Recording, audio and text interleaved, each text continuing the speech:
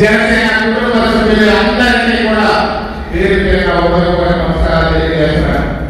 మనం గత ప్రభుత్వ హయాంలో అందరం కష్టపడడం, తలపడడం, పోరాడడం, సాధించుకున్నాం.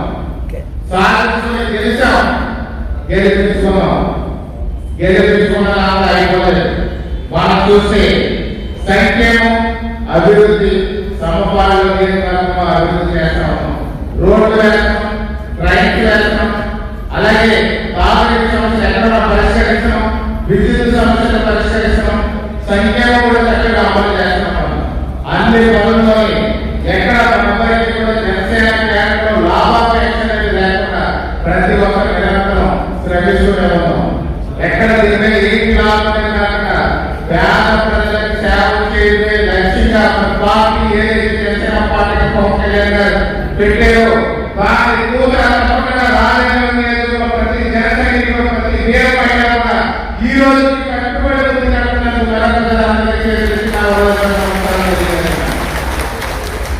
అలాగే జనసైనికులు, వీరమహిళలు పోరాటమే ఈ గెలుపుకు నాటి కష్టమని మరొకసారి వాళ్ళందరికీ కూడా ఉపయోగపడుతున్న ధన్యవాదాలు తెలియజేస్తాను.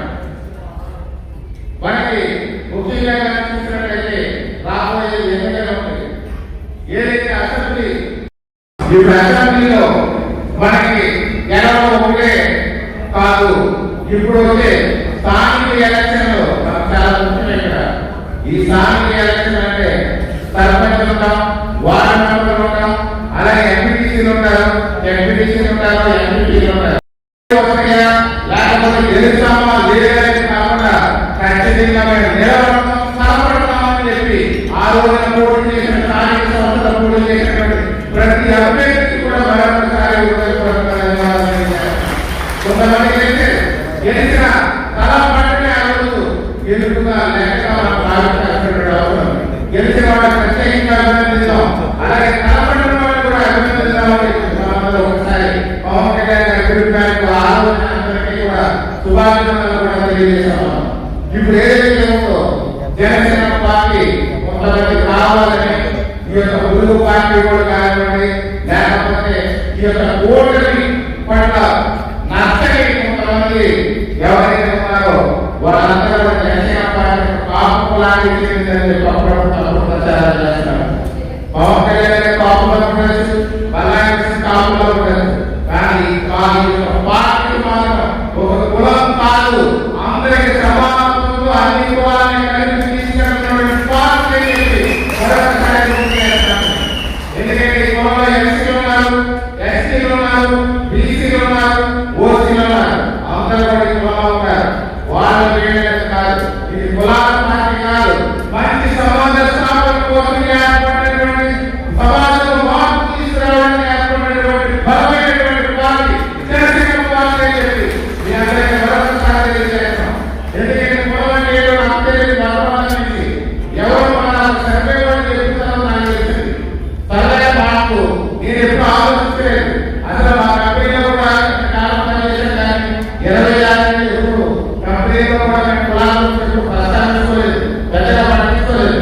ఒక ఆయన సర్వే ఫోన్ చేసి మీకు రాజకీయ పిఏ ఉంటాడు, ఆయన ఓసి, ఇక్కడ రాజకీయ ఆఫీసులో పిఏ ఉంటాడు, ఆయన బీసీ, మీకు ఆటో పిఏ ఉంటాడు, ఆయన ఎస్సీ, మీరు 3 కులాలను జాయిన్ చేస్తారంటే ఇది ఎప్పుడు నాకు అర్థం కాదని అనుకున్నాను.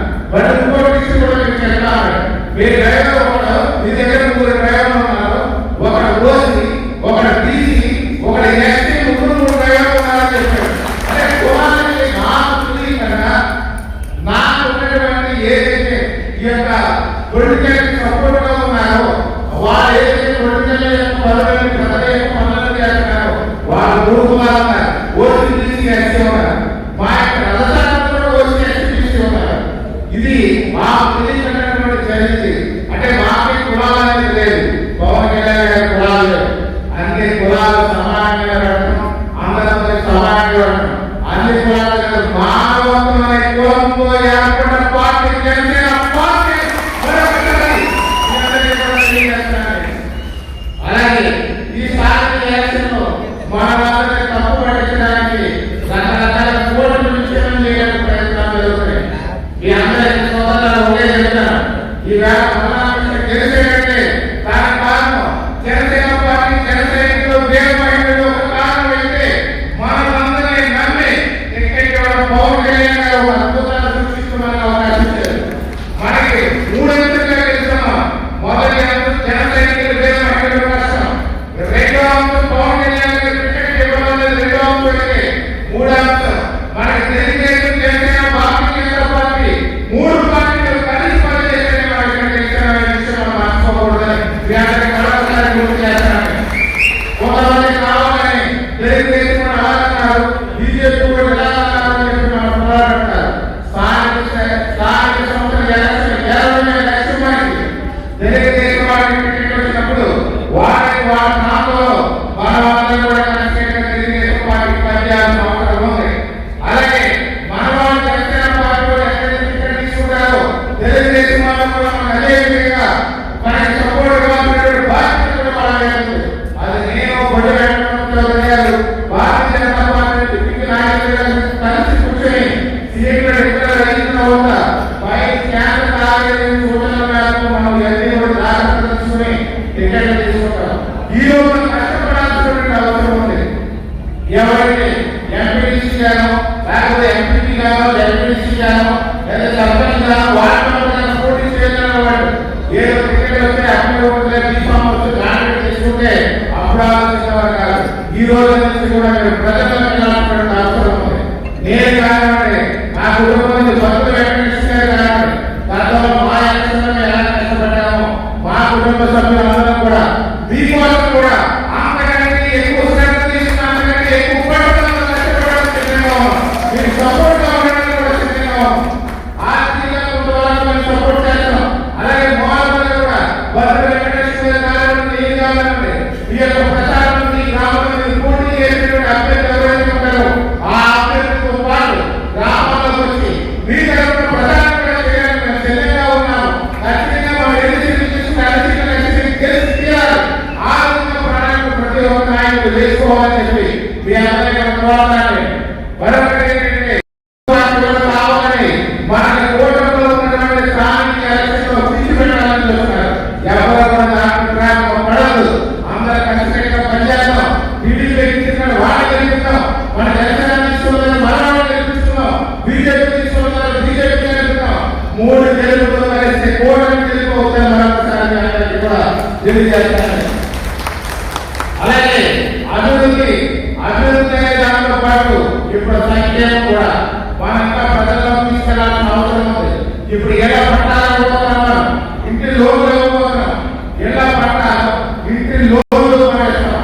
ప్రతి పేదవాడికి సొంతింటి కళ ఖచ్చితమైనటువంటి నివాస యోగ్యమైనటువంటి స్థలాల్లో మన అవసరించి వారి ఇంటిలో ఇచ్చే బాధ్యత ఈ ప్రభుత్వం తీసుకుంది. కాబట్టి మన రాజకీయంలో స్థానిక నాయకులు అందరూ కలిసినట్టుగా తెలుగుదేశం జనసేన బీజేపీ వాళ్ళు అందరూ కలిసి ఒక్క పేదవాడికి కూడా అన్యాయం జరగకుండా ప్రతి ఒక్కరికి కూడా సొంత కళ నిర్వహించే బాధ్యత కార్యకర్తలు జన సైనికుల మీద జన సైనికులు భుజాల మీద ఉంది, వీరమహిళల భుజాల మీద ఉంది.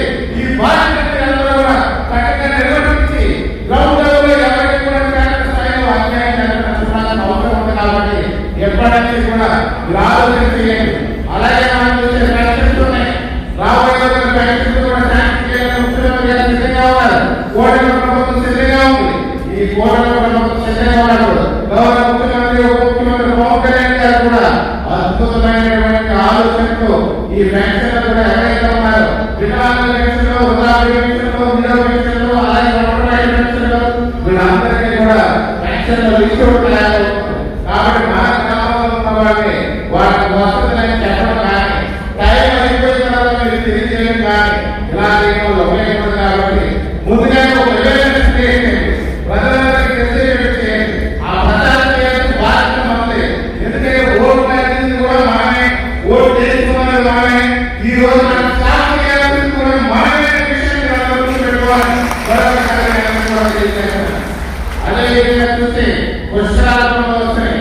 పుష్కరాలు కూడా అద్భుతంగా మన పుష్కరాలు ల్యాండ్ రాజకీయంగా ఏర్పడడం కాబోతుంది. గతంలో పుష్కరాలు అంటే రాజకీయంగా లేవాడు, కానీ రాజకీయంగా శ్రీరాజకీయంలో విశిష్టత గురించి ఈ రోజున బీబీసీ ఛానల్ కూడా మాట్లాడుతున్నారు. అలాంటి పరిస్థితి వస్తాయి, రోడ్లు వస్తాయి, దానివల్ల రైళ్లు వస్తాయి, డ్రింకింగ్ వాటర్ ఫెసిలిటీస్ అన్ని కూడా మన కంపెనీలో ఇస్తారు.